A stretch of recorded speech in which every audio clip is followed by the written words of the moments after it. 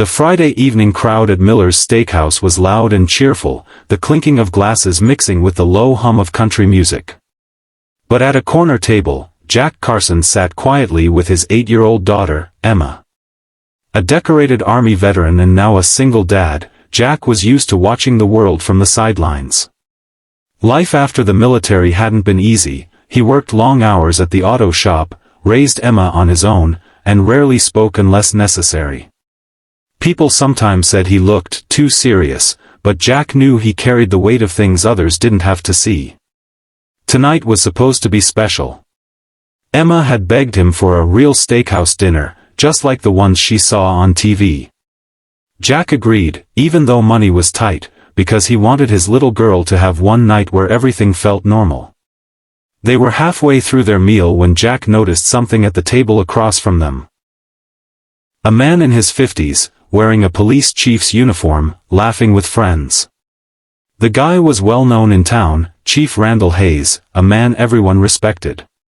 But suddenly, Randall stopped laughing. His hands shot to his throat, eyes wide, face turning red. He was choking. The entire steakhouse froze.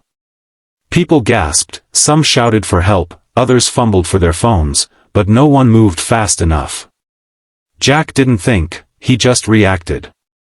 "Emma, stay here," he said firmly, already out of his seat. In 3 long strides, Jack reached the chief, yanked him up, and performed the Heimlich maneuver with the precision of someone who had faced real emergencies before. 1, 2, 3 thrusts, and a piece of steak flew out onto the floor. The whole place erupted in relieved applause. But the chief didn't cheer. He turned, staring at Jack with something between shock and gratitude. "You," the chief started, his voice shaky. "Don't talk," Jack said simply, giving the man a firm pat on the back before returning to his table as if nothing had happened. The chief stood there, chest heaving, watching this quiet stranger sit back down with his little girl like saving a life was just another part of the evening. But that wasn't the shocking part. Because as the chief composed himself, one of his friends leaned over and whispered something in his ear. The chief's face changed, confusion, then realization, then disbelief. He looked again at Jack, the single dad who just saved him, and said softly, almost to himself, "Carson? Jack Carson?" Jack froze.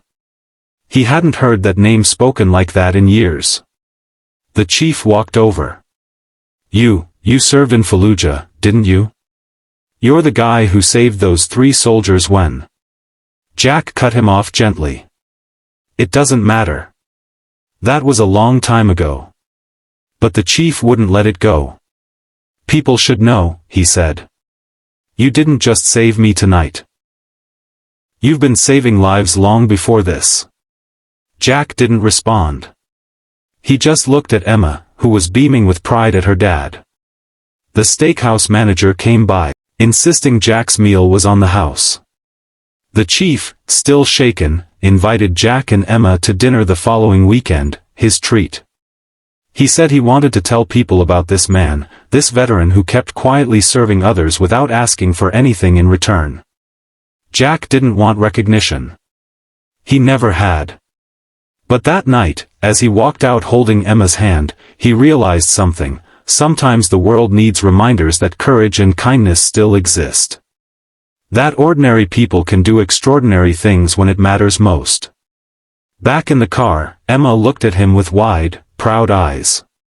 "Dad," she said softly, "you're like a real-life superhero." Jack chuckled, started the engine, and replied, "Nah, kiddo. Just a dad who got lucky enough to help when someone needed it." But deep down, he knew this night had changed something, for him, for the chief, maybe even for everyone who had witnessed it. Because sometimes, one simple act of selflessness can ripple out further than you ever imagine. Media picked it up next, and before Jack knew it, people at the auto shop were stopping by just to shake his hand. Jack didn't like the attention, but Emma did. At school, she told her friends, "My dad saved the police chief's life," and for the first time in a long time, she looked at him not just as dad, but as someone the whole town admired. Jack realized that maybe, just maybe, this wasn't such a bad thing after all. Later that week, Chief Hayes showed up at the auto shop himself. "Carson," he said, shaking Jack's hand firmly. "I can't stop thinking about that night. You didn't just save me. You reminded me what real courage looks like.